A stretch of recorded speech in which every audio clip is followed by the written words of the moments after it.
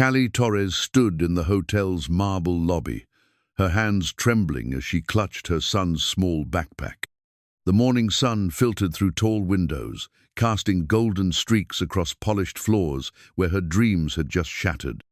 6-year-old Miles sat quietly on a nearby bench, his dinosaur book forgotten in his lap as he watched his mother's world crumble with the wide-eyed understanding that children possess but rarely voice.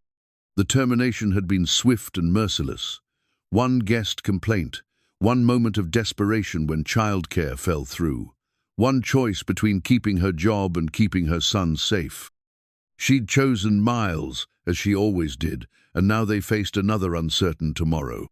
But sometimes life surprises us in the most unexpected ways. Sometimes the very moment we think we've lost everything becomes the moment everything changes. What would happen if the new boss walking through those hotel doors tomorrow morning had once been exactly where little Miles sat today?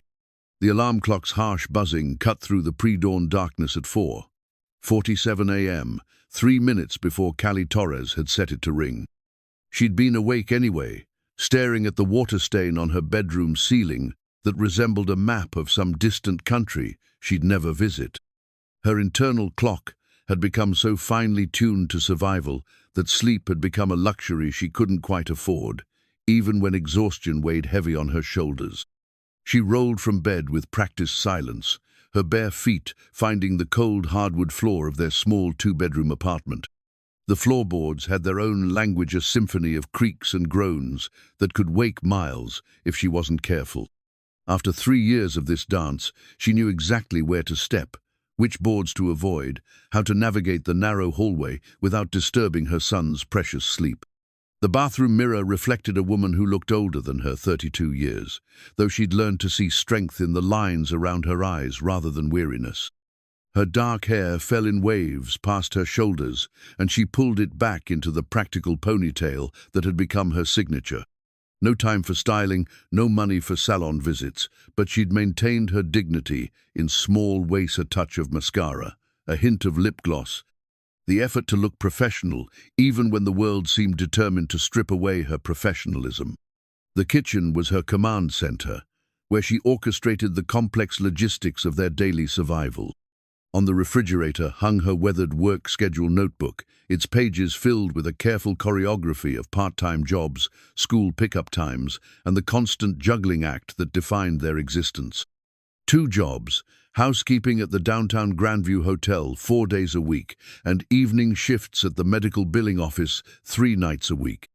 37 hours total, just under the threshold that would require benefits from either employer. She'd perfected the art of efficiency, preparing Miles's lunch while the coffee brewed, checking her notebook for the day's schedule while packing her own simple meal. Peanut butter sandwiches for both of them, an apple she'd split in half, a thermos of coffee that would need to last until evening. The grocery budget allowed for basics, nothing more. But she'd learned to make basics feel like abundance through small touches, cutting Miles's sandwich into dinosaur shapes, leaving little notes in his lunchbox, making their meager meals feel like celebrations. The divorce had been finalized 3 years ago, though the marriage had ended long before that. David had been a dreamer, the kind of man who saw opportunity in every get-rich-quick scheme and possibility in every failed venture. She'd loved his optimism once, the way he could paint pictures of futures that seemed within reach. But love couldn't pay rent, and dreams couldn't put food on the table. When Miles was born, David's dreams had only grown larger, while his contribution to their daily reality had grown smaller.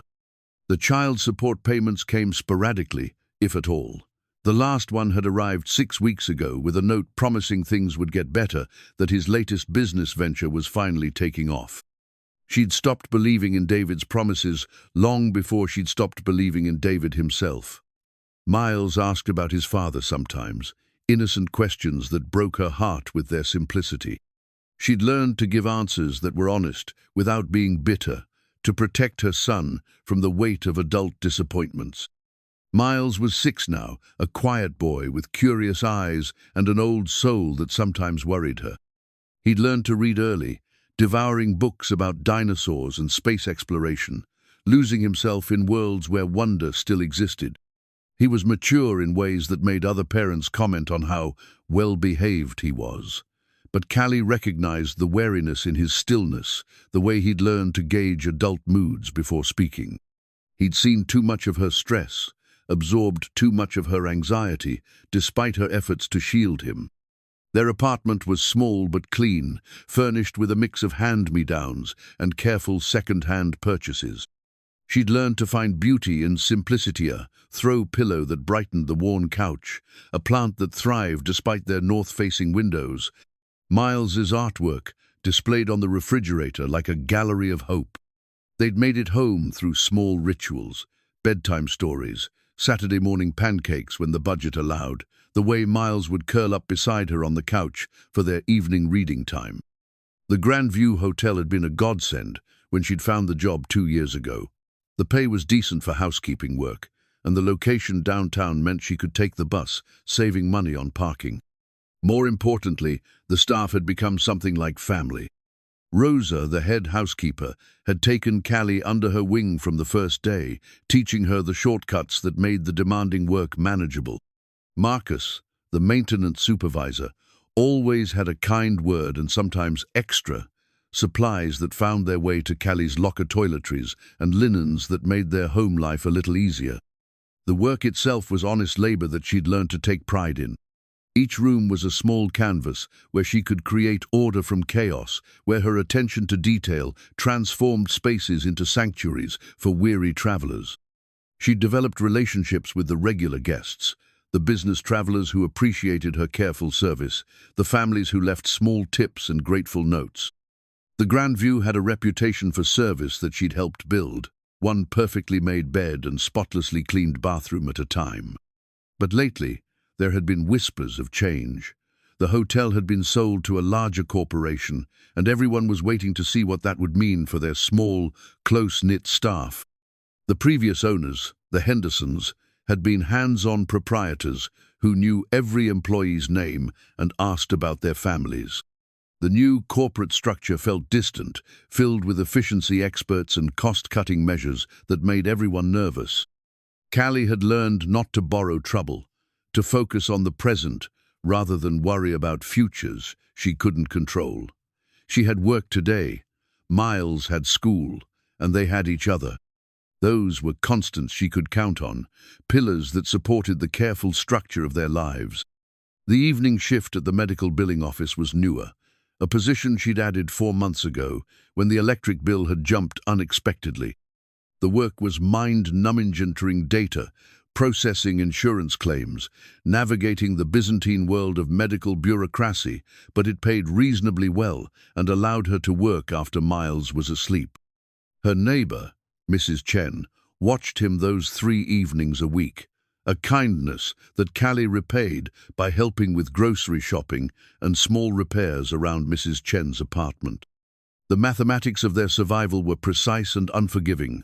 Rent took 60% of her income, utilities another 15%, food and transportation claimed most of the rest. There was no room for error, no buffer for unexpected expenses, no savings account to fall back on. Every month was a tightrope walk between making ends meet and falling into the abyss of debt that had swallowed so many people she knew. But there were moments of grace that made it all worthwhile. Miles's laugh when she told him silly stories at bedtime, the way he'd slip his small hand into hers when they walked to the bus stop, the pride in his eyes when he showed her his schoolwork, his determination to excel despite the chaos that sometimes surrounded their lives. He was her anchor and her motivation, the reason she got up every morning and faced another day of impossible logistics. As she prepared for another day, Callie allowed herself a moment of quiet gratitude. They had health, they had each other, and they had hope. Tomorrow would bring new challenges, but it would also bring new possibilities. She'd learned to find strength in the small victories, to measure success not in dollars, but in the security of knowing Miles felt loved and safe. The city was waking up around them, early commuters beginning their own daily journeys. Soon, Miles would wake up, and their morning routine would begin: breakfast, backpack check, the walk to his school before she caught the bus to the hotel. Another day in their carefully constructed life, another opportunity to build something better, one small step at a time. She finished her coffee, checked her notebook one more time, and prepared to face whatever the day would bring. In a few hours, she'd be at the Grandview, transforming spaces and serving travelers, earning the money that kept their small world turning. She had no way of knowing that this particular day would be different, that the careful balance she'd worked so hard to maintain was about to shift in ways she couldn't imagine. The morning held its secrets close, waiting for the right moment to reveal how quickly everything could change.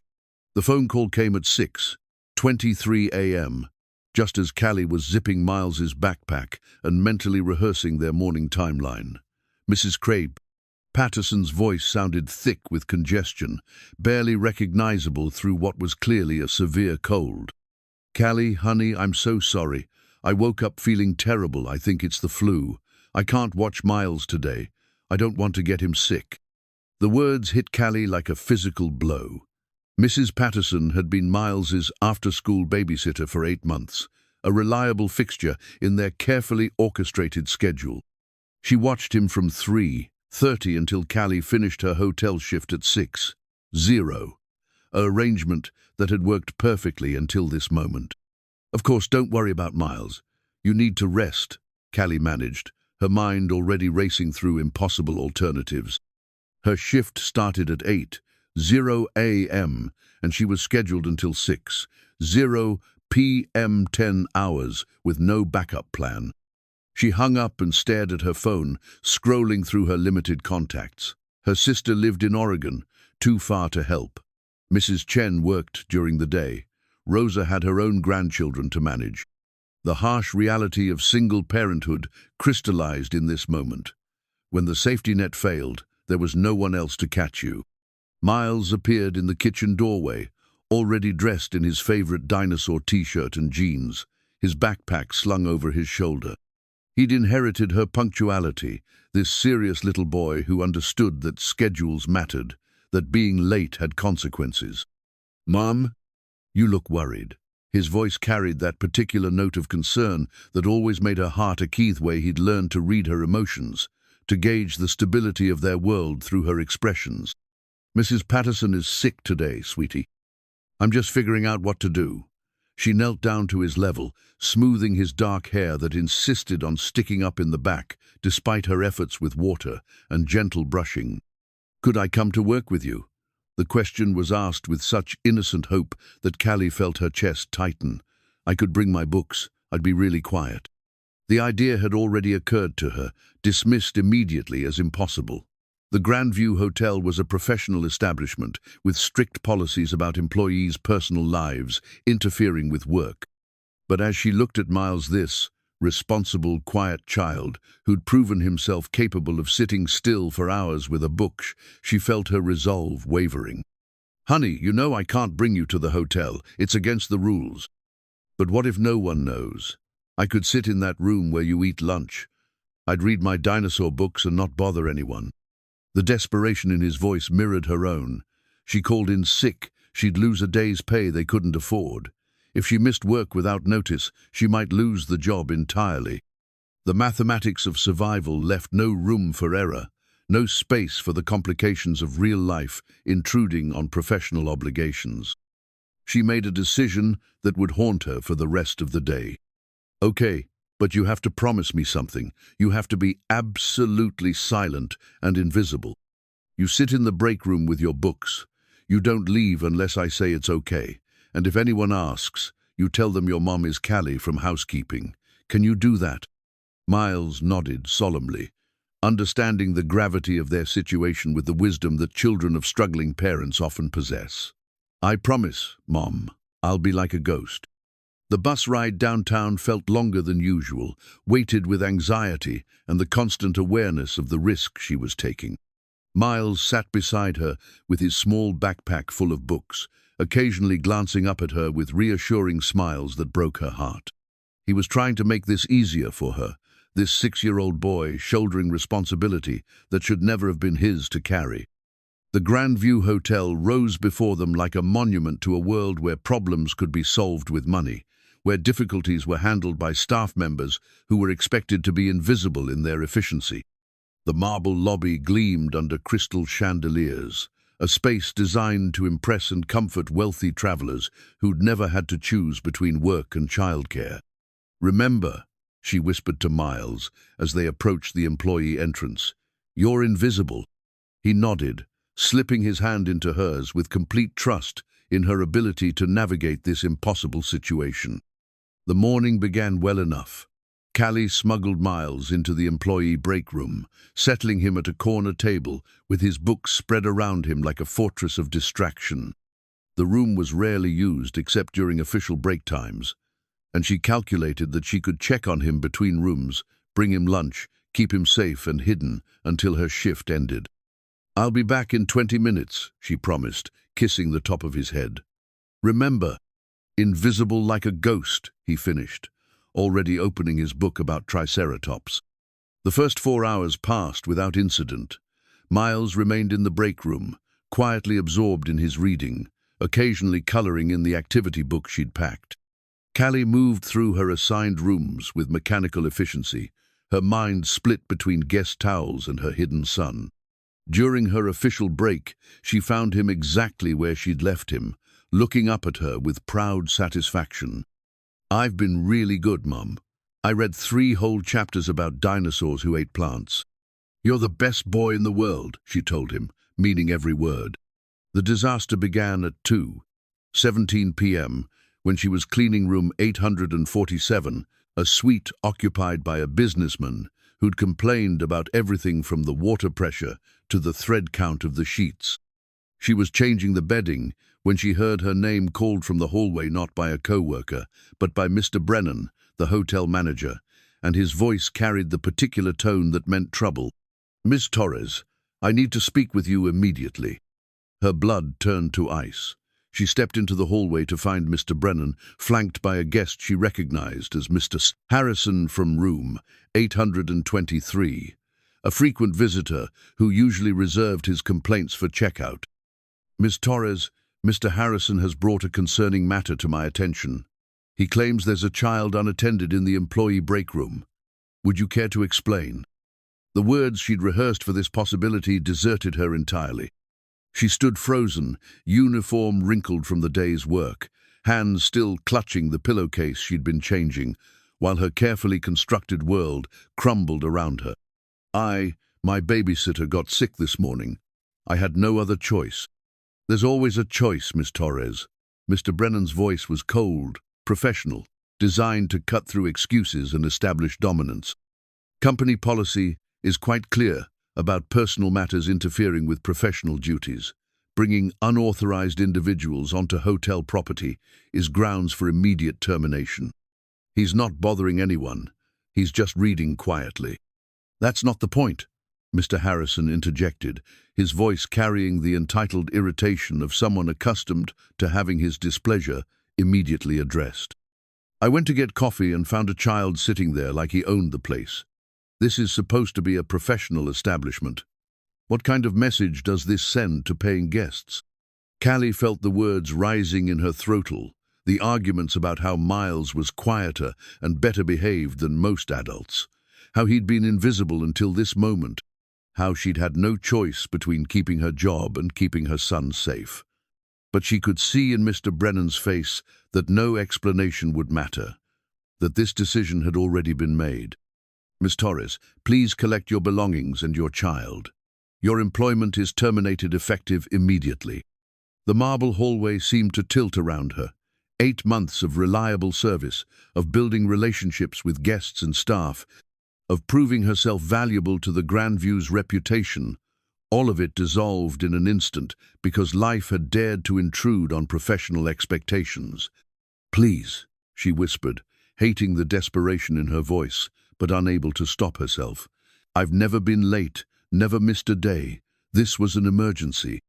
"Company policy exists for a reason, Miss Torres. I'm sorry, but the decision is final." The walk to the break room felt endless, her legs moving mechanically while her mind struggled to process what had just happened. Miles looked up as she entered, his face immediately shifting from contentment to worry as he read her expression. "Mom, what's wrong?" "We need to go, sweetie. Pack up your books." He didn't ask questions, this wise little boy who understood that sometimes disasters struck without warning. He gathered his books with careful efficiency, shouldering his backpack while she cleaned out her locker with trembling hands. 2 years of accumulation extra supplies, a change of clothes. The small personal touches that had made this job feel like more than just work all stuffed into a plastic bag that suddenly represented the fragility of everything she'd built. Rosa found them as they were leaving, her kind face creased with concern and barely contained anger. "Misha, this is wrong. You're the best worker we have. That man," she gestured toward where Mr. Brennan had disappeared, "he has no heart." "Take care of yourself, Rosa." Callie managed, accepting the older woman's fierce hug, while Miles stood quietly beside them, absorbing this adult pain with the stoicism that broke her heart. The walk through the lobby was a gauntlet of shame and whispered conversations. Other staff members watched with sympathy they couldn't express. Guests glanced with mild curiosity at the drama playing out in their peripheral vision, and Callie held her head high through sheer force of will. Outside, the afternoon sun felt harsh and unforgiving.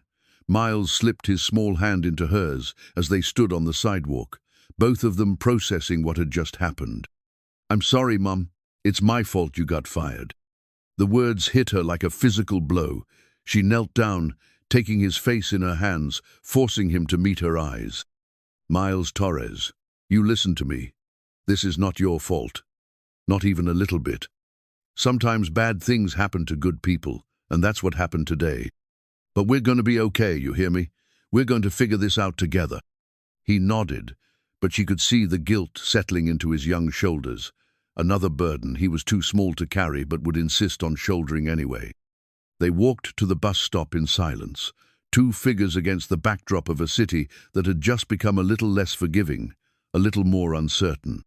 As they waited for the bus that would take them home to their small apartment and an uncertain future, Callie allowed herself one moment of grief for the job she'd lost, the security that had just vanished, the careful balance that had been shattered by a single moment of desperation. Tomorrow, she would begin again.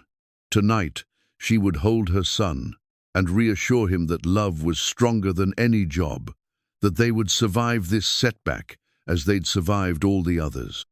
But right now, she simply stood at the bus stop with her termination letter folded in her pocket and her son's hand in hers, wondering how quickly everything could change and how she would find the strength to build it all back up again.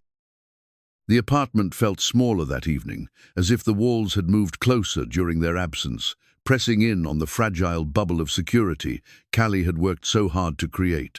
She sat at their small kitchen table with Miles's drawing spread before Hera crayon masterpiece he'd created during their bus ride home, showing the Grandview Hotel not as the imposing corporate structure it was, but as a magical castle complete with towers and flags and tiny windows where friendly faces smiled out.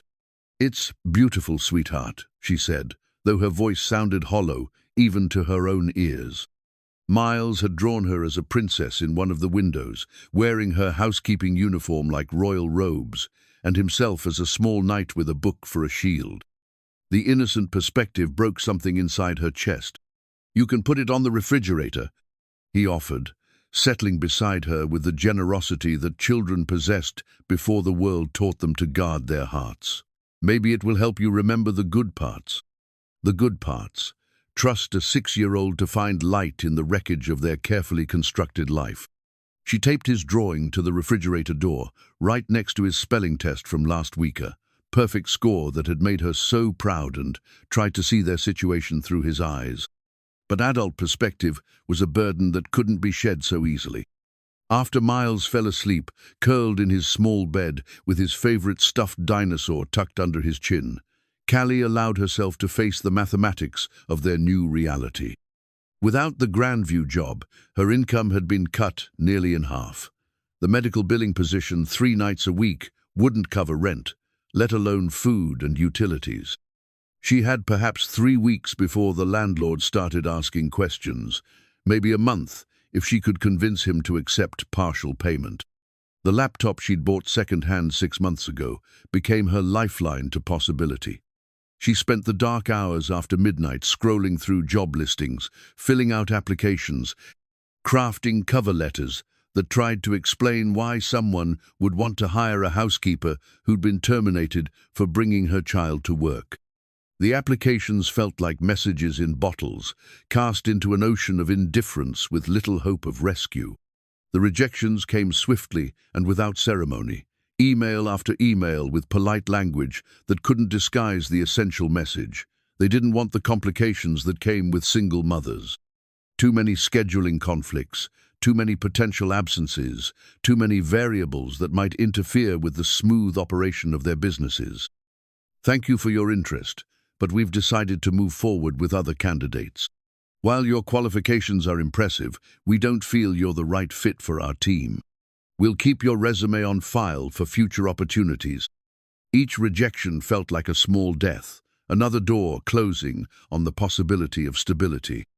Callie learned to read between the lines, to recognize the polite dismissal that came when employers noticed gaps in her work history or questioned her availability for overtime and weekend shifts. Miles seemed to sense the growing tension, despite her efforts to shield him. He asked fewer questions about their daily plans, accepting last-minute changes with the adaptability that children of uncertain circumstances learned too early.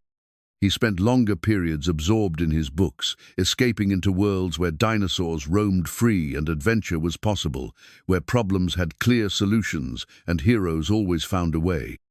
On the 3rd day after her termination, Miles came home from school with a drawing that made her heart stop. It showed 2 figures standing outside a large building, a woman and a small boy, both carrying suitcases, both looking up at windows that remained dark and empty. "What's this one about, sweetie?" she asked, keeping her voice carefully neutral. "It's about people who have to find a new place to live," he said matter-of-factly, not meeting her eyes. "Mrs. Rodriguez was talking about it in class. Some families have to move when they can't pay for their old house anymore." The innocence of his words hit her like a physical blow.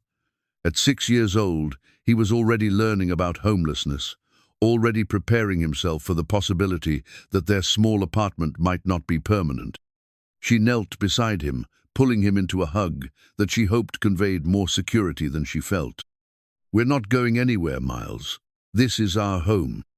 But even as she said the words, she could feel their weight settling around them like a prediction she couldn't quite believe herself. The phone call to her sister in Oregon took 3 attempts to complete. Each time she dialed the number, her finger hovered over the call button while pride wrestled with desperation. Sarah had her own life, her own family, her own complications that didn't include bailing out a sister who'd made choices she'd never quite approved of. "Callie, is everything okay?" Sarah's voice carried immediate concern, the kind that came from knowing that phone calls between them were rare enough to signal crisis. "I lost my job." The words came out flat, stripped of context or explanation. "I was wondering if you might be able to help with. If you could maybe loan me some money until I find something new." The silence stretched between them, filled with the weight of unspoken history. Sarah had never said directly that Callie's marriage to David had been a mistake, that moving across the country for a man who couldn't hold a steady job had been naive, that having a child in such uncertain circumstances had been irresponsible. She'd never had to say it. The implication lived in every conversation they'd had for the past 7 years. "What happened? I thought you liked that hotel job." Callie found herself explaining the morning with Mrs. Patterson, the impossible choice, the termination that had felt both inevitable and shocking. As she spoke, she could hear how it sounded like another example of poor judgment, another situation where she'd failed to plan adequately for life's predictable complications. "I can send you $500, Sarah said finally. "But Callie, you need to think about making some real changes. Maybe it's time to consider moving back here, where you'd have family support. Mom and Dad would help with Miles, and there are jobs. I can't just uproot him again, his school, His friends. What friends? What stability? You're hanging on by a thread out there, and for what? Your pride. The words stung because they carried truth she wasn't ready to acknowledge. But the thought of returning to Oregon felt like admitting defeat, like proving that everyone who'd doubted her choices had been right all along. She'd built a life here, however fragile, and walking away felt like abandoning not just a place, but a version of herself. She wasn't ready to let go. The money would help, she said quietly, just until I get back on my feet. I'll wire it tomorrow, but promise me you'll think about what I said. After hanging up, Callie sat in the dark living room, listening to the sounds of their building settling around her. Through thin walls, she could hear Mrs. Chen's television, the muffled conversation of the couple upstairs, the distant hum of traffic that never quite stopped. These sounds had become the soundtrack of their life, the audio backdrop to bedtime stories and homework sessions and quiet dinners at their small table. The $500 from Sarah would buy them time, perhaps a month, maybe 6 weeks, if she was careful with every penny. But it wasn't a solution, just a temporary reprieve from consequences that seemed increasingly inevitable. She needed work, real work, with enough hours and pay to support their small family. She needed the kind of job that didn't exist for single mothers without college degrees, without family connections, without the luxury of perfect flexibility. Miles appeared in the doorway, his dinosaur pajamas wrinkled from sleep, his hair sticking up in impossible directions. "Mom, I heard you talking. Are you sad?" She opened her arms, and he climbed into her lap with the unself-conscious trust that still amazed her. At 6, he was getting too big for this, his legs too long, his growing body, a reminder that childhood was fleeting and her window for providing him with security was shrinking. "I'm figuring things out, sweetheart. Sometimes grown-ups have to work hard to solve problems. Like puzzles. Exactly like puzzles. And you know how good I am at puzzles." He giggled, remembering the jigsaw puzzles they'd work on together during quiet evenings, how she'd study each piece until she found its perfect place. If only life's problems could be solved with the same patience and careful attention to detail. "Can I help?" he asked. "You help every day just by being you," she told him, and meant it completely. He was her anchor and her motivation, the reason she would keep searching, keep applying, keep believing that somewhere out there was a job that would value her dedication and understand her circumstances. Tomorrow would bring new applications, new possibilities, new chances to prove that she was worth taking a risk on. Tonight, she would hold her son and draw strength from his unwavering faith in her ability to solve any puzzle, no matter how complicated the pieces seemed. Jalen Rhodes arrived at the Grandview Hotel on a Tuesday morning that felt weighted with the kind of change that ripples through organizations like stones dropped in still water. He carried himself with the quiet confidence of someone who'd learned to navigate corporate hierarchies, his tailored suit and leather briefcase marking him as management, but his eyes held something softer, an awareness that seemed to take in not just the marble lobby and crystal chandeliers, but the people who moved through the space, making it function. At 38, Jalen had climbed from poverty to regional director through a combination of relentless work ethic and strategic thinking that his colleagues respected and occasionally envied. His corner office overlooked the city's financial district, and his salary afforded him luxuries that the boy he'd once been couldn't have imagined. But success had come with its own weight, a responsibility to corporate shareholders that sometimes sat uneasily with memories of where he'd started. The photograph tucked in his briefcase was faded now, its edges worn soft from years of careful handling. It showed a 7-year-old boy with serious eyes, sitting in an uncomfortable plastic chair in what was clearly some kind of office break room, a woman in a uniform, kneeling beside him with one protective hand on his shoulder. The woman was his mother, Patricia Rhodes, and the break room belonged to the law firm where she'd worked nights cleaning offices to keep them both fed and housed. Jalen remembered those evenings with crystalline clarity, the weight of homework spread across a cafeteria table while his mother emptied trash cans and vacuumed carpets around late-working attorneys who barely acknowledged her existence. He'd learned to be invisible in those spaces, a quiet child who understood that his presence was tolerated but not welcomed, that his mother's job depended on him being seen as little as possible. Patricia had never complained about those arrangements, never made him feel like a burden, despite the obvious complications his presence created. She'd simply done what needed to be done, the way single mothers throughout history had found ways to survive impossible circumstances. When other parents were reading bedtime stories, she was teaching him to find wonder in the city lights visible from office windows 30 floors up. When other families were having dinner together, they were sharing sandwiches in empty conference rooms, making games out of the echoes their whispers created in vast, darkened spaces. The memory of those nights had shaped every decision Jalen had made, since the scholarships he'd pursued with single-minded determination, the internships he'd worked while other students relaxed, the calculated career moves that had brought him to this position of influence. He'd promised himself that success would be his revenge against a world that had seen his mother as dispensable, her struggles as irrelevant to the smooth operation of business. But somewhere along the path to corporate achievement, that promise had become complicated. Success brought comfort, security, the ability to help his mother retire to a small house in Florida, where she spent her days gardening and reading the books she'd never had time for during those cleaning years. It also brought expectations, pressures to maximize profit and minimize cost that sometimes conflicted with the empathy that had driven his initial ambition. The Grandview Hotel represented both opportunity and challenge. The property had been underperforming according to corporate metrics, its profit margins squeezed by what the board considered outdated approaches to employee management and guest services. His job was to streamline operations, implement cost-cutting measures, and bring the hotel's numbers in line with corporate expectations. It was work he'd done successfully at 3 other properties, earning him bonuses and recognition that validated his rise through the company hierarchy.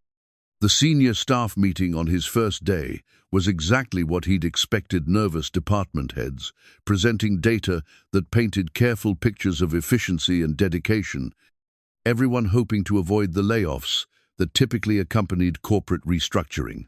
Mr. Brennan, the hotel manager, had prepared extensively, his presentation filled with graphs and statistics designed to demonstrate that his leadership had maintained acceptable standards despite challenging market conditions.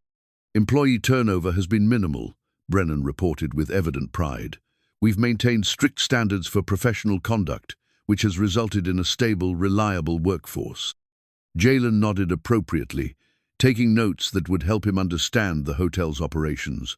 But his attention was caught by something else, the way other department heads glanced at each other when Brennan spoke, subtle expressions that suggested the official story might be incomplete. After the meeting, he requested personnel files for the past 6 months, particularly focusing on terminations and disciplinary actions. Corporate efficiency demanded understanding exactly why people left, whether departures indicated systemic problems that needed addressing. The files arrived that afternoon, neatly organized and accompanied by detailed explanations that painted each termination as necessary and justified. Callie Torres' file was thin compared to others, which immediately caught his attention. 2 years of employment with consistently positive performance reviews, no attendance issues, commendations from guests who'd specifically requested her services. The termination was resent just 5 days ago, and the reason given was violation of company policy regarding unauthorized personnel on hotel property. Something about the sparse documentation bothered him. In his experience, employees with clean records didn't suddenly violate major policies without context that usually revealed itself in progressive disciplinary actions or performance problems. The file felt incomplete, edited in a way that suggested there might be more to the story than what Brennan had chosen to document. Security footage was archived for 2 weeks, standard procedure that allowed management to review incidents if complaints or questions arose. Jalen requested the relevant recordings, telling himself it was simply due diligence, standard practice for understanding how policies were enforced and whether termination decisions aligned with corporate standards. The footage from the employee break room showed exactly what he'd expected to see, and nothing like what he'd been prepared to feel. A woman in a housekeeping uniform, moving efficiently through her tasks, checking periodically on a small boy who sat with remarkable stillness at a corner table, surrounded by books and coloring supplies. The child never moved from his assigned spot, never bothered other employees, never created any disturbance that would justify a guest complaint.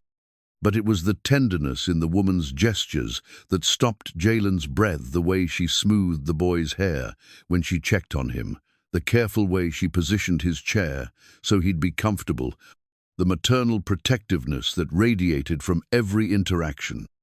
He found himself thinking of his own mother, remembering nights when she'd made similar small adjustments to his comfort while navigating the impossible balance between work and parenthood.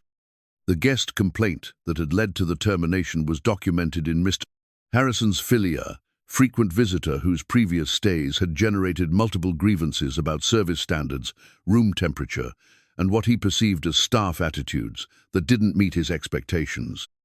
The complaint about finding a child in the employee break room was consistent with his pattern of reporting anything that didn't align with his vision of proper hotel operations. Jalen closed the files and leaned back in his leather chair, looking out at the city where thousands of people were navigating their own impossible balances between survival and dignity. Somewhere out there, Callie Torres was probably looking for work, trying to explain to potential employers why she'd been terminated, facing the kind of systematic barriers that made climbing out of poverty feel like scaling a mountain with no equipment.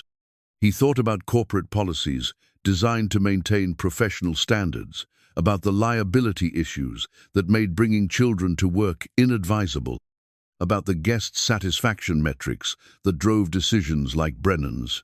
All of it made sense from a business perspective, created the kind of efficient operations that shareholders expected and competitors envied. He also thought about 7-year-old boy sitting in an office break room, trying to be invisible while his mother worked to keep them both alive. About the photograph in his briefcase that reminded him daily where he'd come from and why he'd fought so hard to get where he was. About the promises he'd made to himself about using success to create the kind of world where children didn't have to apologize for existing. The next morning brought budget meetings and efficiency reports, conference calls with corporate headquarters about quarterly projections and market positioning. The kind of work that had defined his career, the strategic thinking that had earned him respect and advancement through hotel chains across 3 states. But throughout the day, his thoughts kept returning to that security footage, to the careful way a single mother had tried to balance impossible demands without compromising either her child's safety or her professional responsibilities. By evening, Jalen had made a decision that would have surprised his colleagues and definitely concerned his corporate supervisors. He was going to find Callie Torres and learn the full story behind her termination. Not because corporate policy required it, but because sometimes the right thing to do existed outside the boundaries of what business efficiency demanded. He drove through neighborhoods he rarely visited, past apartment buildings and small shops that served communities where people like his mother had raised children on wages that never seemed adequate for the work required to earn them. It was a world he'd left behind, but never forgotten. A reminder that success was always one catastrophe away from catastrophe, one wrong decision away from starting over with nothing but determination and hope. Tomorrow, he would make a phone call that might change everything. Jalen's investigation began with Rosa Martinez, the head housekeeper whose personnel file showed 15 years of exemplary service and the kind of institutional knowledge that made her invaluable to daily operations. He found her in the supply room, methodically checking inventory with the attention to detail that had earned her consistent praise from previous management teams. "Mrs. Martinez, do you have a few minutes to talk about staffing procedures?" Rosa looked up from her clipboard, her weathered hands pausing in their count of fresh towels. At 53, she'd seen enough management changes to recognize when someone new was trying to understand how things really worked versus how they were supposed to work according to corporate manuals. "Of course, Mr. Rhodes. What would you like to know?" I'm reviewing recent personnel changes. Callie Torres, you tell me about her work performance. Something shifted in Rosa's expression, a careful neutrality that spoke louder than any direct criticism could have. She set down her clipboard and chose her words with the precision of someone who'd learned to navigate workplace politics without compromising her integrity. Callie was one of our best. Guests requested her specifically. She never missed shifts, never complained about difficult assignments. She had a way of making people feel cared for. And her termination. Rosa's pause stretched long enough to fill the small supply room with tension. That was unfortunate. She was a good mother trying to do her best in a difficult situation. The careful phrasing told Jalen everything he needed to know about how the staff viewed Brennan's decision. He spent the rest of the morning conducting similar conversations with other department heads, each offering variations of the same message. Callie Torres had been a valued employee whose termination had created both practical and morale problems. Marcus Williams, the maintenance supervisor, was more direct in his assessment. Look, Mr. Rhodes, I've got 3 kids of my own. Sometimes life happens and you've got to make hard choices. Callie made the choice to keep her kids safe, and Brennan made the choice to punish her for it. Which one of those sounds more reasonable to you? The picture that emerged was of an employee who'd gone above and beyond consistently, whose work ethic had earned genuine respect from colleagues who understood the challenges she faced. More significantly, it painted Brennan's termination decision as unnecessarily harsh, driven more by rigid policy interpretation than by any genuine business need. That afternoon, Jalen requested additional security footage from the weeks leading up to Callie's termination. What he found was a woman who arrived early for every shift, who stayed late when needed, who moved through her duties with the kind of professional pride that couldn't be faked or mandated. He watched her interact with guests, with other staff members, with the daily challenges that defined hotel operations. In one particularly telling segment, he observed her helping an elderly guest who'd fallen in his room, staying with him until medical personnel arrived, despite being off her scheduled shift. In another, she was shown training a new employee with patience and thoroughness that suggested genuine investment in the hotel's success. These were the actions of someone who viewed her work as more than just a paycheck, who understood that service meant taking personal responsibility for guest satisfaction. The contrast between this documented performance and the abrupt termination felt increasingly problematic. Corporate policy existed to maintain standards, but it also needed to account for human circumstances that didn't fit neatly into procedural manuals. Good employees were valuable assets that shouldn't be discarded without careful consideration of alternatives. Meanwhile, Callie was learning firsthand how difficult it was to explain a termination for policy violation to potential employers. The interview at a downtown office building had started. Promisingly, they needed reliable evening cleaning staff, and her experience at the Grandview should have made her an ideal candidate. But when the supervisor asked about her reason for leaving her previous position, the conversation shifted noticeably. "You brought your child to work." The woman's tone carried judgment that no amount of explanation could soften. "What guarantee do we have that wouldn't happen again?" "It was an emergency situation. My babysitter was sick, and I had no other options." "Miss Torres, we need employees who can maintain consistent professional boundaries. Children in the workplace create liability issues and distract from job performance."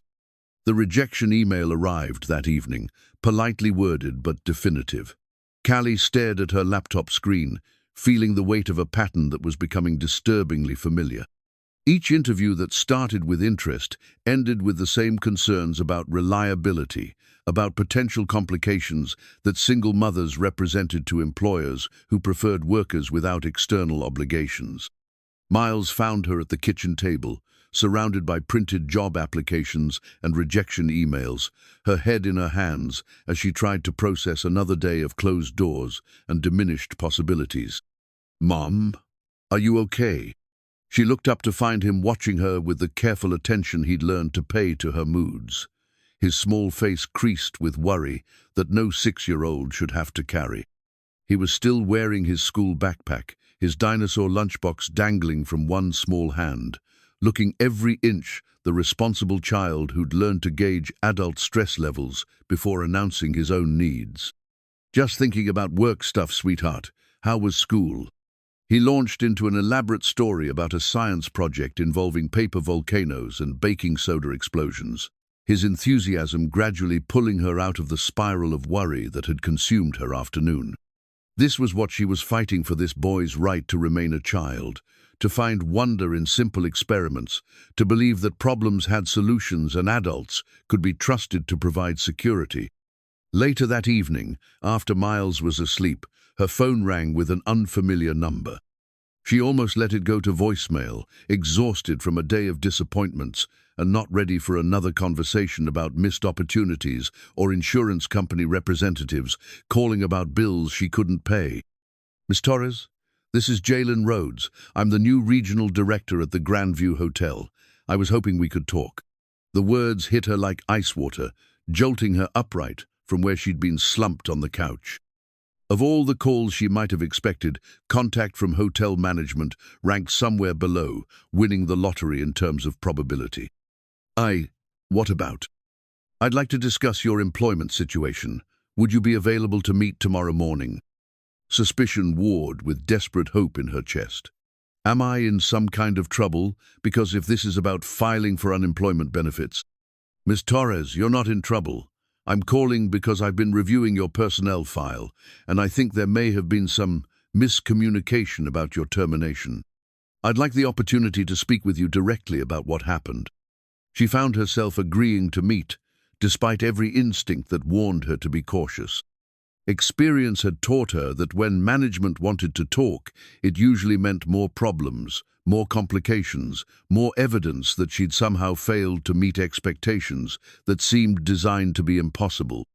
But there had been something in his voice, a tone she couldn't quite identify, but that sounded different from the corporate efficiency she'd grown accustomed to. Less like someone preparing to deliver bad news and more like someone genuinely seeking to understand. That night, she lay awake staring at the ceiling, trying to imagine what the new regional director could possibly want to discuss. The best-case scenario she could envision was some kind of exit interview designed to improve corporate procedures, a chance to provide feedback that might help future employees avoid similar situations. The worst-case scenario involved legal complications she couldn't afford to defend against. But somewhere in the space between hope and fear, she found herself wondering what it would mean if someone in management actually wanted to hear her side of the story. If there was a possibility that her termination had been questioned by someone with the authority to reconsider corporate decisions. If the system that had seemed so indifferent to her circumstances might contain room for human judgment after all. The meeting was scheduled for 10 a.m. at a coffee shop 3 blocks from the hotel.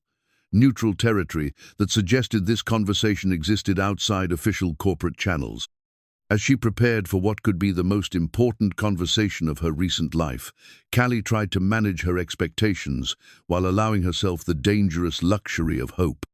Tomorrow, she would learn whether corporate management was capable of seeing employees as more than policy compliance statistics, whether her story mattered to anyone with the power to change its ending, whether the system that had discarded her so efficiently might also contain the mechanism for second chances. The coffee shop on 5th Street occupied the ground floor of a converted brownstone, its mismatched furniture and local artwork creating the kind of atmosphere that invited honest conversation rather than corporate posturing. Callie arrived 15 minutes early, a habit born from years of understanding that punctuality was one of the few advantages available to people who couldn't afford to make mistakes. She chose a corner table where she could watch the entrance, ordering black coffee she couldn't really afford, but knowing that occupying space required some kind of purchase. Her hands trembled slightly as she lifted the cup, betraying nerves she was trying hard to suppress.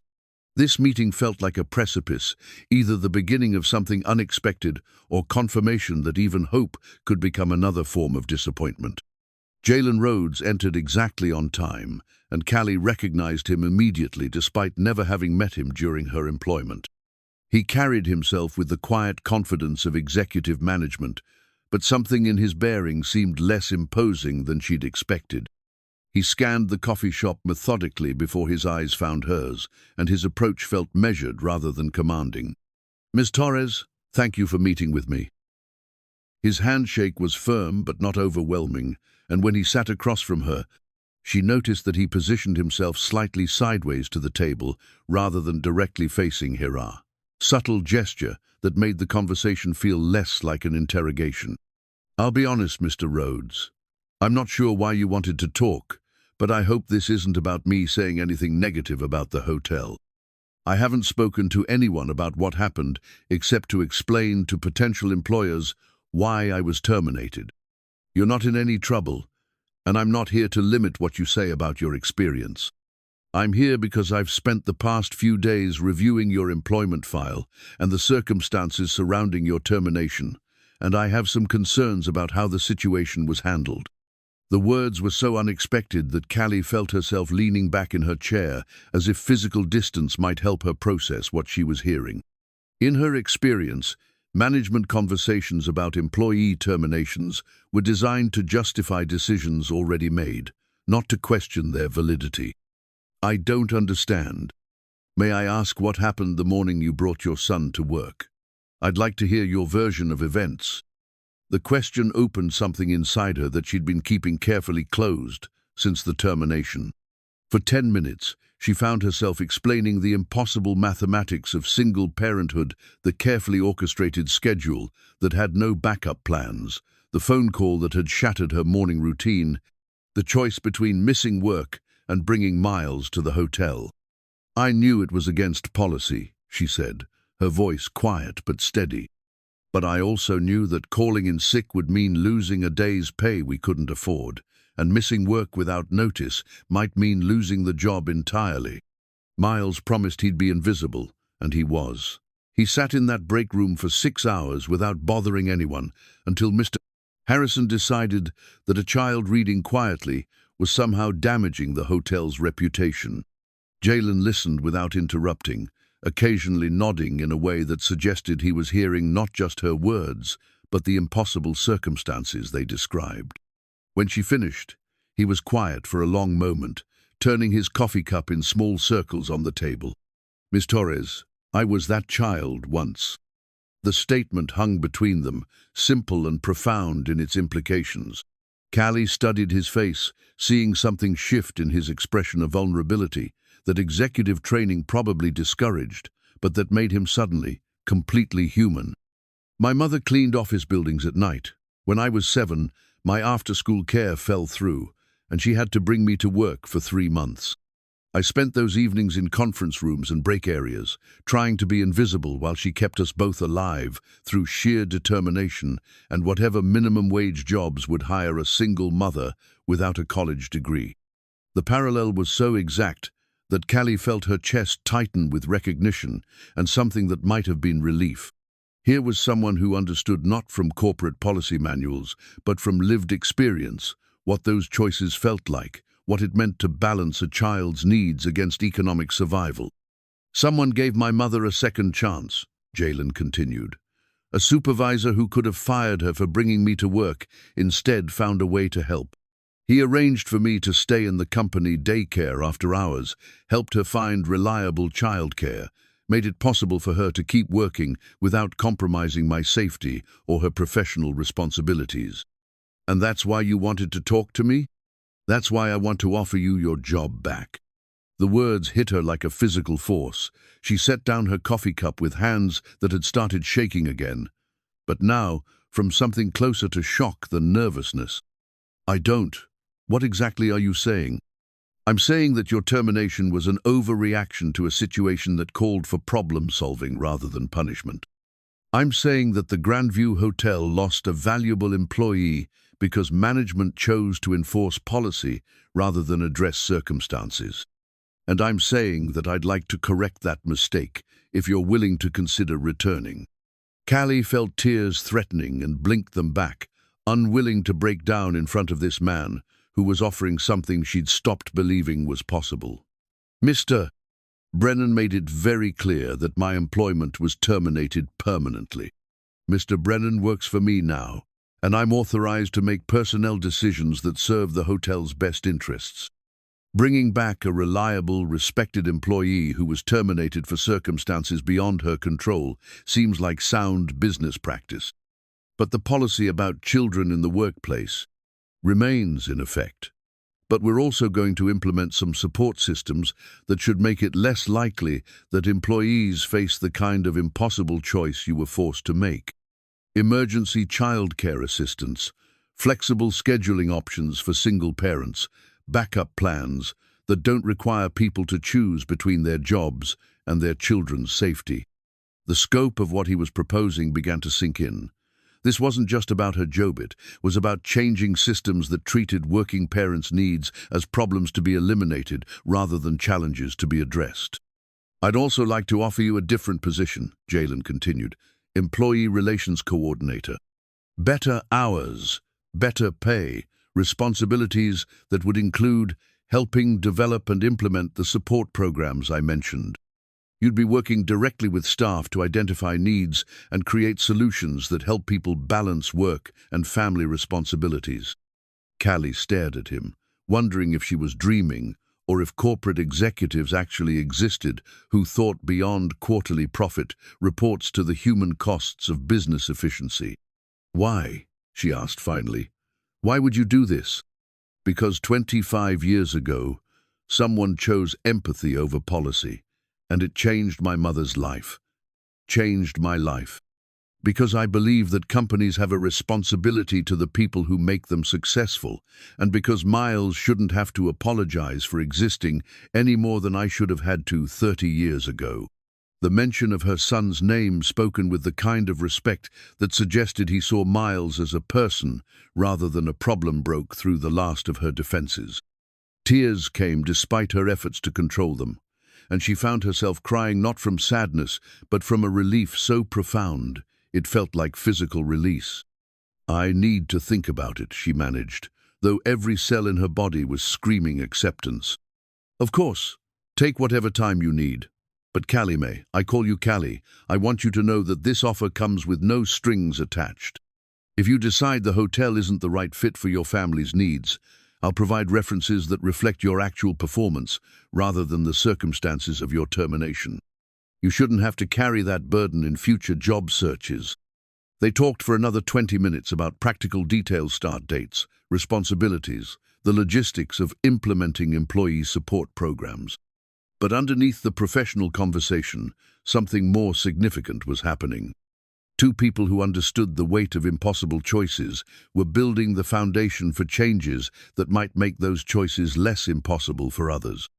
As they prepared to leave, Jalen reached into his briefcase and pulled out a business card, writing something on the back before handing it to her. My direct line, he explained. If you have questions, concerns, or if you just need someone to talk through the decision, I know this is a lot to process. Callie walked home in a daze, the business card feeling heavier in her pocket than its physical weight could account for. For the first time in weeks, the future felt like it contained possibilities rather than just obstacles. But more than that, she felt seen not just as an employee or a problem to be managed, but as a person whose circumstances and choices deserved understanding rather than judgment. That evening, she sat with Miles at their small kitchen table, helping him with homework, while her mind raced through the implications of Jalen's offer. When her son looked up from his math worksheet and asked why she seemed happier, she found herself struggling to explain hope to someone who'd learned to manage his expectations as carefully as she had. Sometimes, she told him finally, people surprise you in the best possible ways. The next morning, she would call Jalen Rhodes and accept his offer. But tonight, she simply held on to the revolutionary idea that someone in power had chosen to see her situation as an opportunity for compassion rather than an excuse for punishment. 3 months into Callie's new role as Employee Relations Coordinator, the Grandview Hotel had begun to feel like a different place entirely. The employee assistance programs she'd helped design were not just theoretical policies, but living systems that had already made tangible differences in people's lives. Rosa's daughter had been able to attend summer camp through the scholarship fund. Marcus had used the emergency childcare service twice when his wife's work schedule conflicted with school pickup times. Even Mr.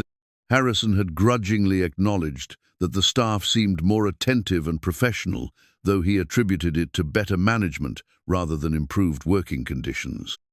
Callie's office was small but strategically located near the main employee areas, making her accessible to staff who needed support or had suggestions for program improvements.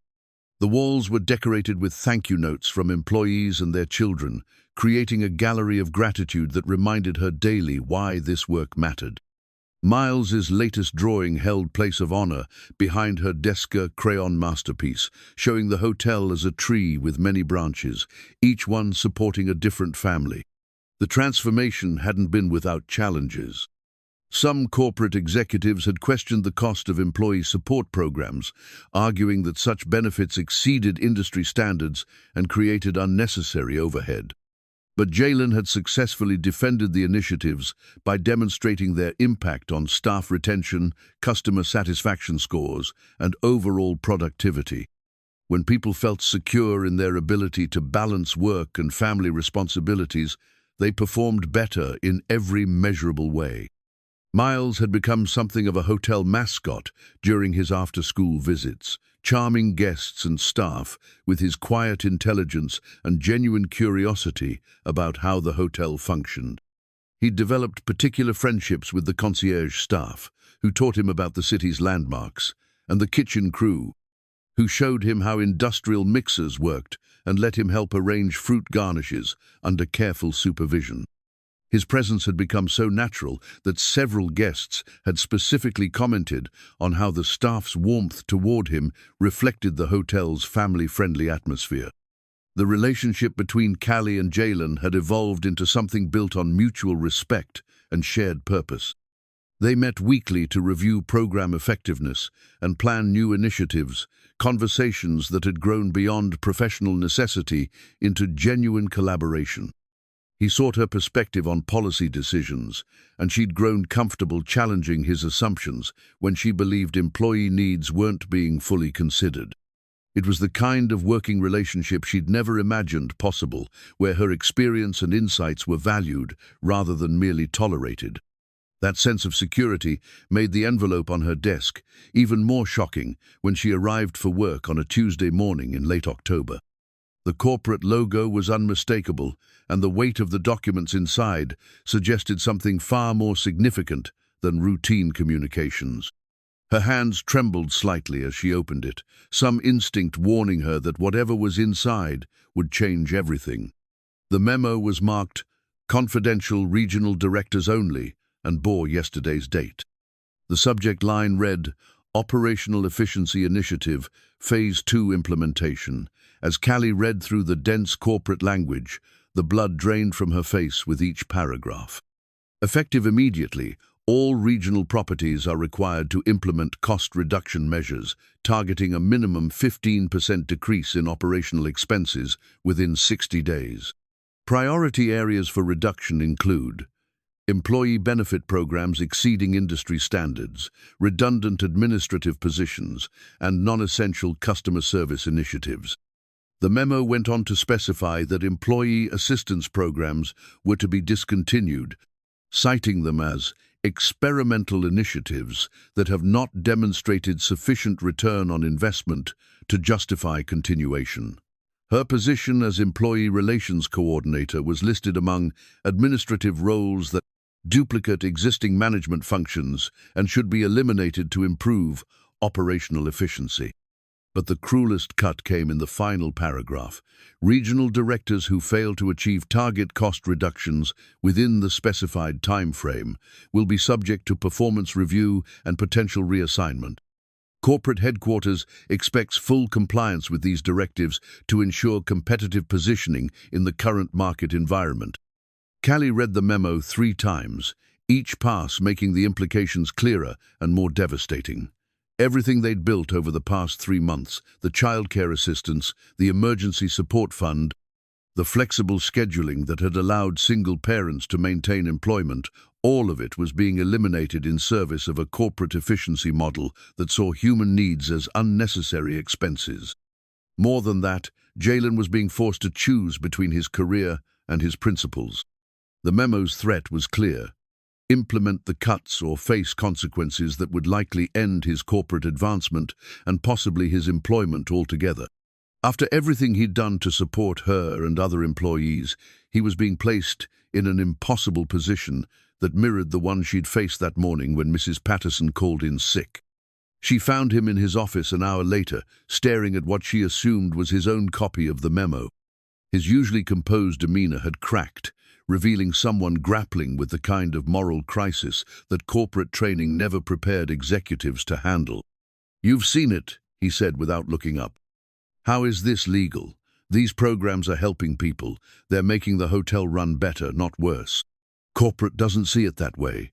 They see overhead that exceeds what other properties spend on employee benefits. They see administrative positions that don't directly generate revenue. They see. He paused, running his hands through his hair in a gesture of frustration she'd never seen from him before. They see exactly what I used to see before I understood what those costs actually represented. So what happens now? Jalen was quiet for a long moment, and when he finally looked at her, she saw something in his eyes that she recognized from her own experience of impossible choices. "I have 2 weeks to submit a restructuring plan that eliminates your position and all the employee support programs. If I don't, corporate will send their own efficiency team to implement cuts that would be far more severe than anything I would design. And if you do submit the plan, then I keep my job, maintain my career trajectory, and prove that I'm willing to prioritize corporate profits over the people who actually do the work that makes those profits possible." The weight of his dilemma settled between them like a physical presence. She thought about the thank you notes on her wall, about Rosa's daughter, who wouldn't be able to attend summer camp next year, about Marcus and his wife, who would again face impossible choices between work schedules and childcare, about Miles, who had finally found a place where his presence was welcomed rather than merely tolerated. "What are you going to do?" "I don't know." The admission came with a vulnerability that made him seem younger, more human than the confident executive she'd come to know. "I've spent my entire career believing that if you worked hard enough, played by the rules, achieved enough success, you'd eventually be in a position to make things better for people like my mother. Like you. But it turns out that the higher you climb, the more pressure there is to forget where you came from." Callie found herself thinking about the photograph in his briefcase, the 7-year-old boy who'd needed someone to choose empathy over policy. That boy had grown up to become exactly the kind of person who could make those choices for others, but the system he'd succeeded within was now demanding that he abandon the values that had motivated his success. "I should start looking for another job," she said quietly. "Callie, I want you to know that whatever happens, I'll make sure you have references that reflect your actual value. And if I have to implement these cuts, I'll find a way to give you as much notice as possible, help you transition." "That's not what I meant." She stood up, smoothing her skirt in a gesture that had become habitual when she needed to project confidence she didn't feel. "I meant that we should both start looking for another job, because there has to be somewhere that values treating employees like human beings instead of line items in a budget." Jalen stared at her, and she could see him processing what she was suggesting. The idea that he might walk away from everything he'd worked to achieve, that he might choose principle over position, seemed to be settling into his mind like a seed finding fertile ground. "I have a corporate conference call in 10 minutes, he said finally. "They want a preliminary report on implementation progress." "What are you going to tell them?" For the first time since she'd entered his office, something like his usual confidence returned to his expression. "I'm going to tell them that I need the full 2 weeks to develop a plan that serves the hotel's long-term interests, rather than just short-term cost reduction." It wasn't a commitment to resistance, but it wasn't surrender either. As Callie left his office, she found herself thinking about courage, the dramatic kind that made headlines, but the quiet kind that showed up in daily choices between comfort and conscience. Tomorrow would bring new pressures, new deadlines, new attempts to force impossible choices on people who deserved better. But today, she would continue doing her job, helping employees navigate challenges that corporate headquarters would never understand or value. And maybe, if she was lucky, she would discover that sometimes the right choice and the smart choice could be the same thing after all. The days following the corporate memo felt like a countdown to execution. Jalen found himself writing and rewriting his response to headquarters, each draft reflecting a different version of who he might choose to become. The resignation letter lived in a folder on his computer, accumulating drafts like layers of possibility, some angry, some diplomatic, some that tried to explain the human cost of corporate efficiency in language that executives might understand. Version 12 began. I cannot in good conscience implement policies that treat working families as expendable resources. Version 18 took a more strategic approach. The proposed cuts would undermine the competitive advantages we've built through employee loyalty and customer satisfaction. Version 23 was simply, effective immediately. I resign my position as regional director. But none of them captured the complexity of what he was wrestling with, the way success had become a trap that demanded he abandon the very principles that had motivated his climb toward influence. Each night, he spread corporate reports across his dining room table, searching for alternative cost-cutting measures that might satisfy headquarters without destroying the programs that had given meaning to his work. The numbers were unforgiving. Employee assistance programs represented 3.2% of the hotel's operating budget, a figure that seemed simultaneously insignificant and impossibly large, depending on whether you measured it against corporate profits or individual family budgets. Eliminating Callie's position would save $62,000 annually plus benefits, money that corporate viewed as immediate improvement to the bottom line, but that Jalen had come to see as the most valuable investment they could make in their workforce. He spent hours researching other hotel chains, trying to find examples of properties that had successfully balanced employee welfare with financial performance. The data was encouraging companies with strong employee support systems consistently outperformed those focused solely on cost reduction. But he knew that corporate headquarters wasn't interested in long-term strategic thinking.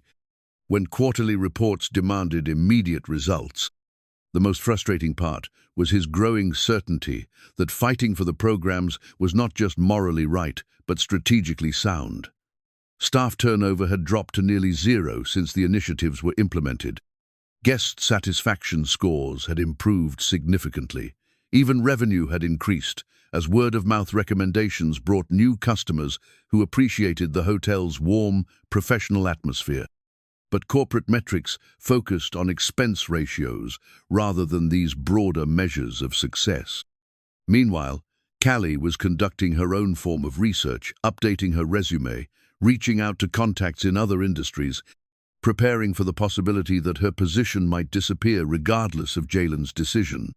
But she was also documenting the impact of every program they'd created, building a comprehensive record of how employee support translated into business results. Look at this, she told him during one of their strategy sessions, spreading printouts across his desk. Rosa's daughter made honor roll for the first time last semester. She credits the after-school program we helped fund. Marcus hasn't missed a single shift since we started the emergency childcare service.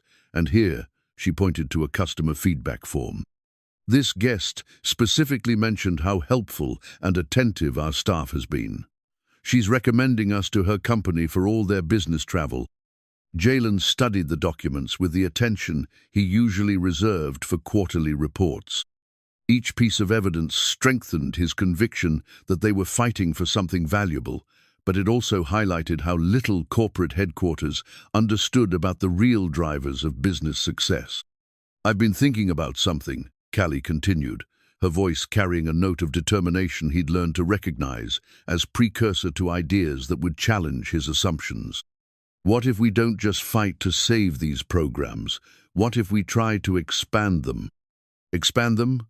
Callie, corporate wants them eliminated entirely. Exactly. So instead of playing defense, what if we go on offense? Present a plan that shows how employee support programs could be implemented across all regional properties.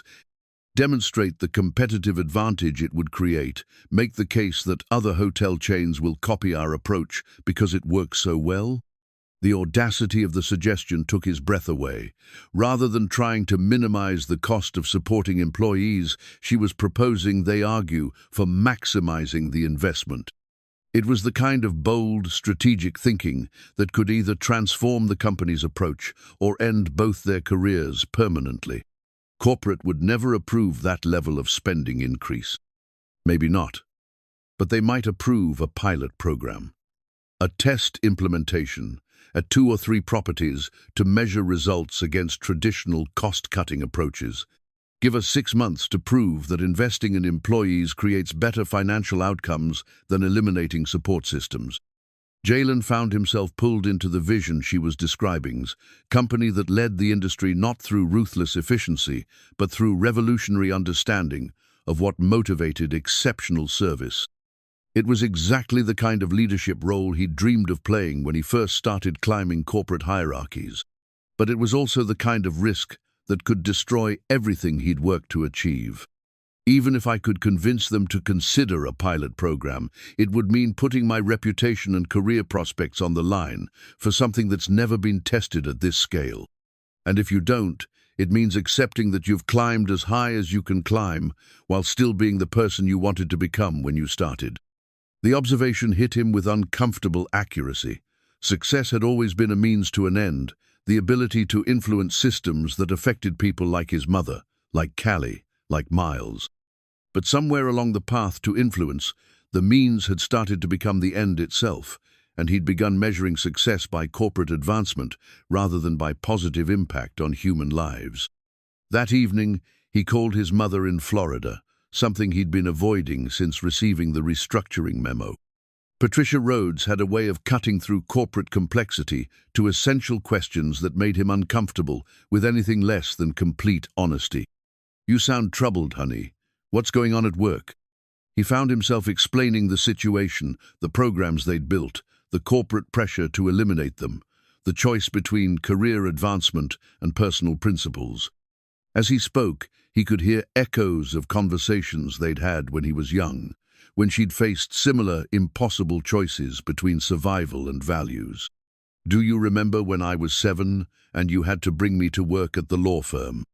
"Of course I remember. That was one of the hardest periods of our lives. Do you ever think about what would have happened if Mr. Davidson hadn't helped us? If he'd just fired you for violating company policy?" The silence stretched long enough that he wondered if the connection had been lost. When she finally spoke, her voice carried the weight of memory and hard-won wisdom. "Jalen, I think about that every day. Not just what would have happened to us, but what would have happened to him. Mr. Davidson could have taken the easy path, followed the rules, protected himself from any complications. Instead, he chose to see us as human beings worth helping. That choice changed our lives, but I think it changed his life too. He became the kind of person who could sleep at night, knowing he'd used his position to make things better rather than just easier. And if it had cost him his job, then he would have been the kind of person who lost his job for the right reasons, instead of keeping it for the wrong ones. Honey, success that requires you to stop caring about other people isn't really success at all. It's just comfortable failure, dressed up in expensive clothes." After hanging up, Jalen sat in his apartment, overlooking the city, watching lights come on in thousands of windows, where people were navigating their own impossible choices between security and principle. Somewhere out there, single mothers were trying to balance work schedules with childcare needs.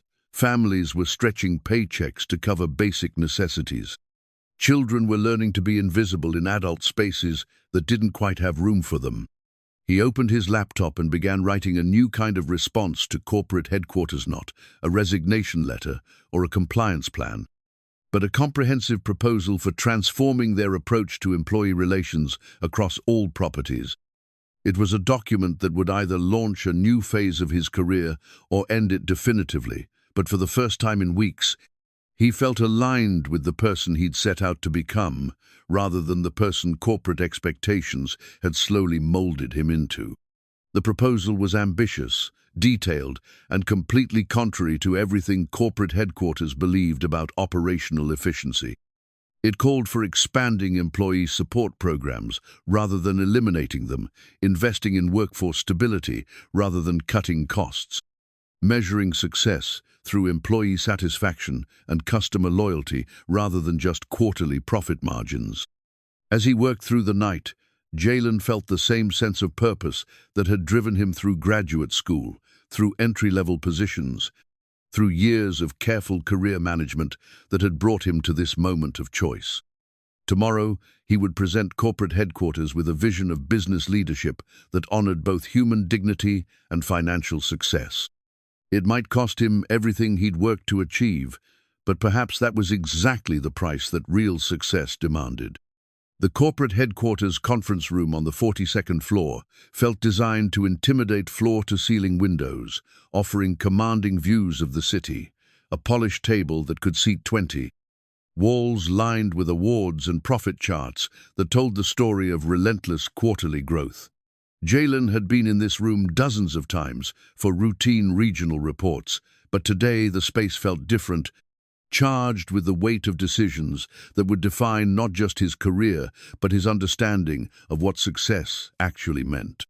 He arrived 30 minutes early, using the time to review his presentation one final time and to steady his nerves through controlled breathing techniques he'd learned during his early days of public speaking. The proposal in his briefcase represented weeks of research, analysis, and soul-searching, condensed into 47 pages that challenged everything corporate leadership believed about operational efficiency.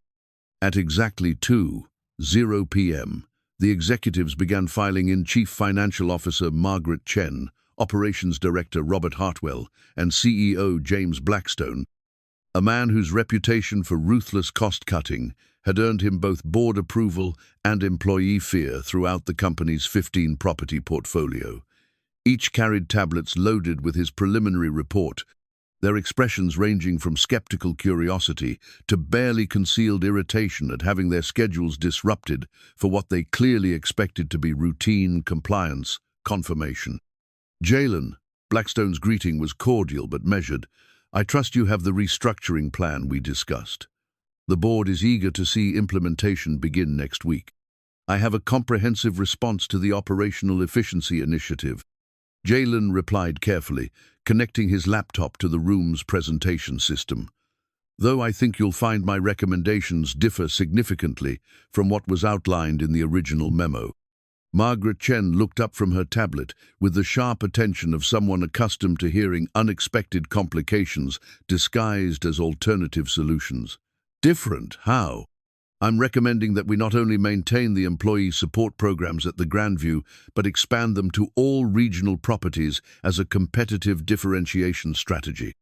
The silence that followed was profound enough to amplify the ambient sounds of the building air conditioning, cycling, distant traffic, the almost inaudible hum of electronic equipment. Jalen could see the executives processing his statement, trying to reconcile what they'd heard with their expectations for this meeting. Robert Hartwell was the first to speak, his tone carrying the patient condescension reserved for subordinates who'd obviously misunderstood their assignments. "Jalen, I think there may be some confusion about the purpose of today's meeting. We're here to review your cost reduction plan, not to discuss program expansion." "I understand the original directive," Jalen replied, advancing to his first slidea, detailed financial analysis showing the Grandview's performance since implementing employee support programs. "But I believe the most effective way to improve operational efficiency is to invest in workforce stability rather than eliminate the systems that create it." His presentation began with numbers that commanded attention: staff turnover reduced by 73%, guest satisfaction scores improved by 18%, revenue increased by 12% over 6 months. Each metric was carefully documented, compared against industry standards, and projected forward to show long-term financial impact. These results suggest that employee support programs don't just serve humanitarian purposes. Jalen explained, his voice growing stronger as he moved deeper into familiar analytical territory. They create measurable competitive advantages that translate directly into profit improvement. Margaret Chen leaned forward, studying the charts with the intensity she typically reserved for budget variances. These numbers are impressive, but they represent a single property over a limited time frame. How do you account for implementation costs across 15 hotels? The initial investment would be substantial. I've calculated implementation costs at approximately $2.3 million annually across all properties, Jalen replied, advancing to a slide that broke down expenses by category. But the projected return on investment reaches 340% within 18 months when you factor in reduced recruitment and training costs, decreased absenteeism, and improved revenue from higher guest satisfaction. James Blackstone had remained silent throughout the presentation, occasionally making notes on his tablet, but giving no indication of his reaction to the data being presented. When he finally spoke, his words carried the weight of executive authority that had shaped corporate culture throughout the company. Jalen, these projections are interesting, but they're based on assumptions about cause and effect that may not hold true across different markets and properties. Employee support programs represent exactly the kind of operational overhead that our shareholders expect us to minimize, not expand. With respect, sir, I think our shareholders expect us to maximize long-term value, not just minimize short-term costs. The hospitality industry is fundamentally about service quality, and service quality depends entirely on employee engagement and satisfaction. Service quality depends on professional management and clear performance standards. Hartwell interjected, employee satisfaction is a byproduct of good leadership, not a business objective in itself. Jalen felt the familiar tension between corporate philosophy and human reality, the same disconnect that had shaped his entire career journey from poverty to this boardroom. But instead of backing down, he found himself drawing strength from the faces that weren't in this room. Callie's quiet determination, Miles's innocent trust, his mother's decades of dignified perseverance, despite systems designed to treat her as disposable. I respectfully disagree, he said, his voice carrying new conviction. Employee satisfaction isn't just a byproduct of good business, it's a prerequisite for sustainable success. The data from the Grandview proves that when we invest in our employees' ability to balance work and family responsibilities, every other metric improves. The data from one property over 6 months, Chen corrected, which brings us to the fundamental question. Are you prepared to implement the cost reductions outlined in the original directive, or are we going to need to find someone who understands their fiduciary responsibility to shareholders?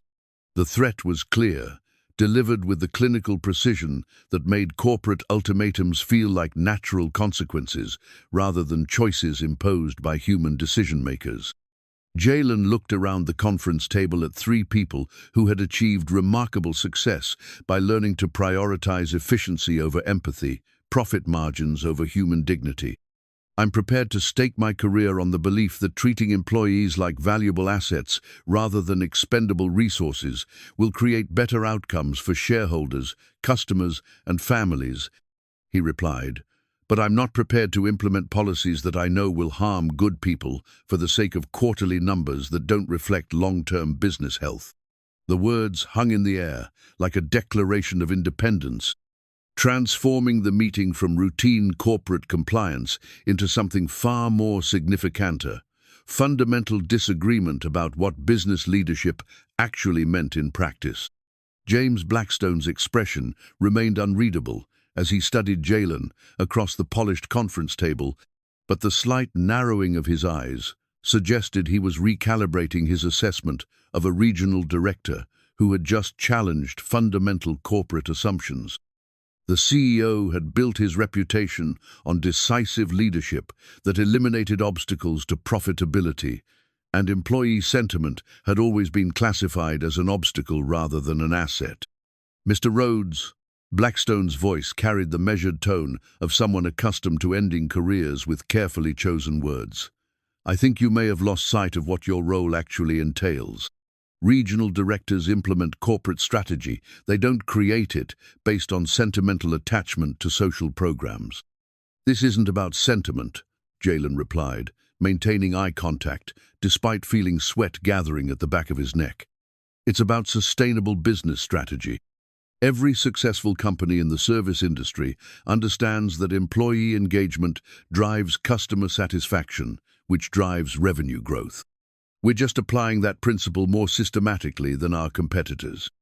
Margaret Chen tapped her stylus against her tablet, clearly uncomfortable with the direction the conversation had taken.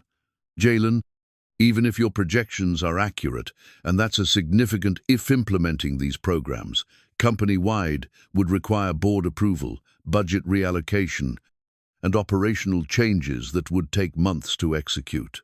The efficiency directive we've given you needs to be implemented within 60 days. Which brings us back to the fundamental question," Robert Hartwell added, his patience clearly exhausted.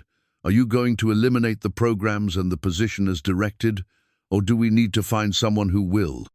The moment Jalen had been preparing for over sleepless nights had finally arrived.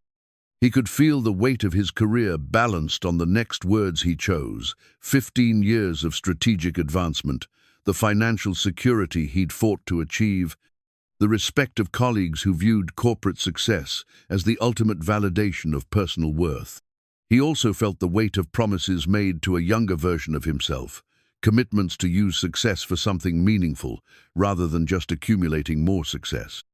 He thought of Callie at her desk that morning, helping another employee navigate emergency childcare arrangements that would have been impossible without the systems they'd built together. He thought of Miles coloring quietly in the hotel breakroom, accepted and welcomed rather than hidden and ashamed. "I understand the choice you're offering me," Jalen said finally, his voice steady despite the magnitude of what he was about to risk. "But I can't eliminate programs that I know are making people's lives better and the business more successful. If corporate leadership believes that's grounds for my removal, then I'll accept those consequences." The silence that followed felt eternal, broken only by the distant sounds of traffic 42 floors below. Chen and Hartwell exchanged glances that communicated volumes about executive decisions that would need to be made quickly and definitively. Blackstone leaned back in his chair, studying Jalen with what might have been curiosity about someone willing to sacrifice everything for principles that corporate culture had trained them to consider irrelevant to business success. "You're willing to end your career over employee assistance programs," Blackstone said, making it a statement rather than a question. "I'm willing to end this career for the possibility of building something better. There are companies that understand the connection between employee welfare and business success. If this isn't one of them, then maybe it's time for me to find one that is." "And what about your staff? Your employees who depend on those programs? What happens to them when corporate sends an efficiency team to implement cuts that will be far more severe than anything you might have designed?" The question hit harder than any threat to his personal career prospects. Jalen had considered this possibility during his sleepless preparation, recognizing that his resignation might actually make things worse for the people he was trying to protect. Corporate efficiency experts would have no emotional investment in minimizing human impact, no relationship with individual employees who would be affected by their decisions. But he'd also realized that sometimes refusing to participate in harmful systems was the only way to expose their fundamental cruelty. If decent people consistently chose career preservation over moral resistance, then systems designed to exploit vulnerability would never face serious challenge. "I'm hoping," Jalen said carefully, "that when you review the actual data about program effectiveness, you'll recognize that eliminating them would be a strategic mistake, regardless of who implements the decision. These aren't charity initiatives, they're business investments that happen to have humanitarian benefits." Blackstone stood abruptly, signaling that the meeting was moving toward conclusion, whether or not all issues had been resolved. Rhodes, I'm going to give you 24 hours to reconsider your position. Corporate headquarters will be implementing efficiency measures across all properties within the specified time frame. You can either be part of that process or you can remove yourself from it, but it will happen with or without your cooperation. And if I maintain my position, then you'll be submitting your resignation tomorrow afternoon, and we'll be announcing your replacement by the end of the week. As the executives filed out of the conference room, Jalen remained seated at the polished table, staring out at the city where millions of people were navigating their own impossible choices between survival and dignity. He felt oddly calm, as if the worst possibility had finally been named and proven survivable. His phone buzzed with a text from Callie. "How did it go?" He typed back, "I'll know for sure tomorrow, but I think I finally understand what my mother meant about comfortable failure, dressed up in expensive clothes." The drive back to the Grandview gave him time to process what had just happened and what would happen next. Either corporate leadership would recognize the strategic value of employee support programs, or he would be looking for a new job within 24 hours. Both possibilities felt like forms of victorione for the system he'd tried to change from within, the other for the person he'd managed to remain, despite that system's pressures to compromise. When he arrived at the hotel, he found Callie in her office, surrounded by employee thank you notes and program evaluation forms that documented the human impact of their work together. She looked up expectantly, reading the outcome in his expression before he said a word. "It didn't go well," she said. "Actually, I think it went exactly as well as it could have. I told them the truth about what these programs accomplish, and they told me the truth about what corporate headquarters values. Now we all know where we stand." "And where do we stand?" Jalen sat down across from her desk, feeling lighter than he had in weeks, despite the professional catastrophe he'd just triggered. "We stand with people who believe that business success and human dignity aren't mutually exclusive. We just need to find a company that shares that belief." "Are you really willing to give up everything you've worked for?" "I'm willing to give up everything I thought I was working for, in order to find what I was actually supposed to be working toward." Tomorrow would bring resignation letters and transition meetings, job searches, and uncertain futures. But tonight, for the first time since receiving that corporate memo, Jalen felt aligned with the 7-year-old boy who had watched his mother choose dignity over security, principles over convenience, hope over fear.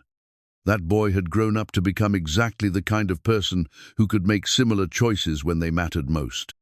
6 months later, the morning sun streamed through the windows of a different kind of conference room, one furnished with comfortable chairs rather than intimidating corporate furniture, walls decorated with employee recognition awards rather than profit charts. Jalen looked around the table at faces that had become familiar hotel managers from a regional chain that had built its reputation on revolutionary employee relations, a CFO who measured success through workforce stability metrics, a CEO who had started her career as a housekeeper and never forgotten what it felt like to worry about childcare while trying to maintain professional standards. Callie sat to his right, presenting the quarterly report for their pilot employee assistance program that had now been implemented across 12 properties in 4 states. Her confidence had grown enormously over the past months, her natural empathy, now backed by data analysis skills and strategic thinking that made her an invaluable voice in executive planning sessions. Staff retention across participating properties has averaged 94% over 6 months. She reported, advancing to a slide that showed dramatic improvements in every measured category. Guest satisfaction scores have improved by an average of 23%, and revenue per available room has increased by 16% compared to properties without employee support programs. The numbers still amazed Jalen, even though he'd been tracking them closely since accepting his position as Vice President of Employee Relations for Hospitality Solutions, a company that had actively recruited him after word spread about his confrontation with corporate headquarters at his previous employer. The CEO, Maria Santos, had called him personally the week after his resignation became public knowledge. "I heard you torpedoed your career for employee assistance programs," she'd said without preamble. "How would you feel about building a career around them instead?" The conversation that followed had introduced Jalen to a business philosophy he'd never encountered in corporate training. The radical idea that treating employees well wasn't just ethically right, but strategically brilliant.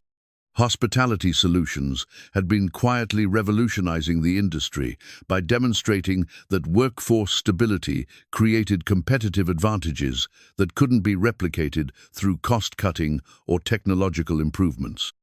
His official title came with a salary slightly lower than what he'd earned as regional director, but the work offered something no corporate advancement had ever provided: the daily satisfaction of knowing that his professional success directly improved people's lives.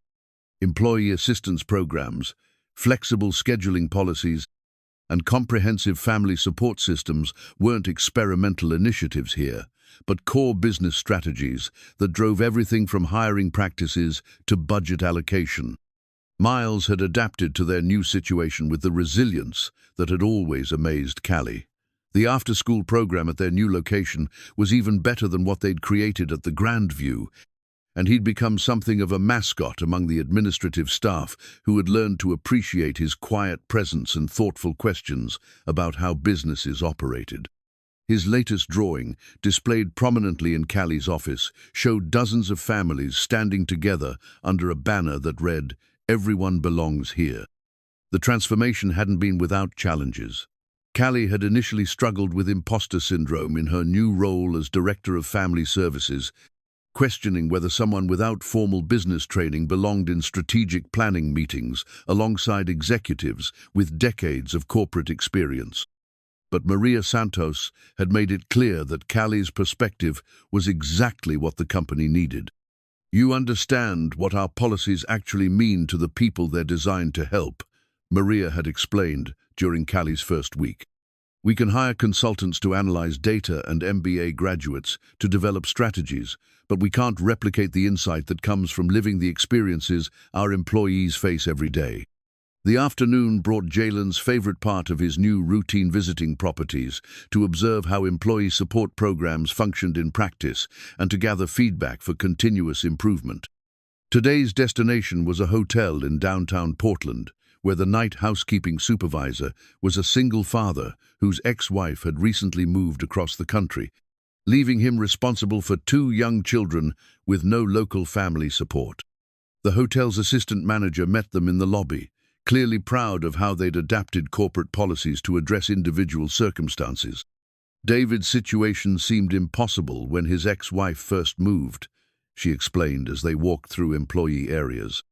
Overnight shifts with no childcare options, kids who needed help with homework and bedtime routines. But the emergency childcare fund covered an overnight babysitter for the first month, and the flexible scheduling system let us adjust his hours so he could work longer, shifts, fewer nights per week. They found David in the employee breakroom during his dinner break, helping his 7-year-old daughter with math homework, while his 9-year-old son read quietly nearby. The scene was so familiar that Jalen felt transported back 30 years to his own childhood, watching his mother navigate similar, impossible logistics with the same combination of determination and love. "Mr. Rhodes?" David looked up with the slightly surprised expression of someone unaccustomed to executive attention. "I wanted to thank you for the programs that made it possible for me to keep working here. I don't know what we would have done without the childcare assistance and schedule flexibility." "How are you managing now?" Callie asked, sitting down at their level with the natural ease that made children trust her immediately. "It's still hard sometimes, but we're figuring it out. The kids are doing well in school, and I feel like I can actually be present for them, instead of just worried all the time about how I'm going to manage everything." As they prepared to leave, David's daughter approached Jalen with a folded piece of construction paper. "I made this for you," she said shyly. "Daddy said you helped make it so he could take care of us." The drawing showed a family of 3 stick figures standing in front of a building labeled "Work," all of them smiling under a sun with an unusually large number of rays. At the bottom, in careful 7-year-old handwriting, were the words, "Thank you for helping my daddy help us." Jalen felt his chest tighten with emotion that had become familiar over the past months. The profound satisfaction of knowing that his work created ripple effects, extending far beyond corporate profit margins into the daily lives of families who deserved security and dignity. The drive back to their office gave Callie and Jalen time to process what they'd observed and to plan improvements that might address similar situations at other properties. These conversations had become the foundation of their working relationship strategic thinking, grounded in deep understanding of human complexity, business planning that accounted for the full spectrum of employee needs and circumstances. "I keep thinking about something Maria said during my interview," Callie reflected as they navigated evening traffic. "That most companies design policies for the employees they wish they had instead of the employees they actually have. Single parents, people caring for elderly relatives, families dealing with unexpected crises, we're not exceptions to normal life. We are normal life. And when businesses acknowledge that reality, instead of trying to eliminate it, everyone benefits," Jalen added. "Employees feel supported, customers receive better service, shareholders see improved returns. It's not complicated, it just requires leadership brave enough to challenge assumptions about what business success actually means."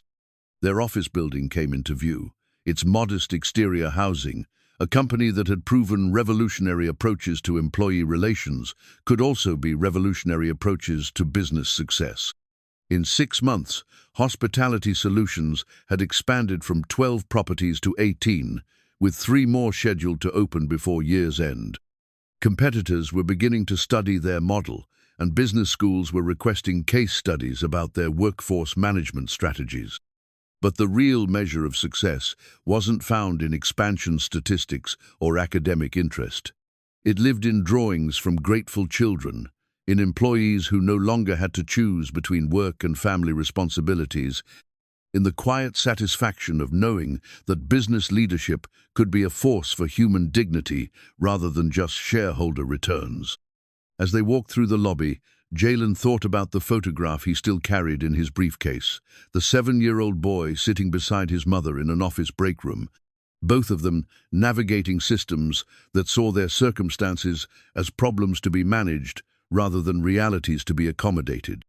That boy had grown up to become someone who could change those systems, who could build companies that understood the revolutionary power of treating employees like valuable human beings rather than expendable resources. The circle wasn't just complete, it was expanding, creating new possibilities for families who deserved the chance to thrive rather than merely survive. And tomorrow would bring new opportunities to prove that the right choice and the smart choice could be exactly the same thing after all.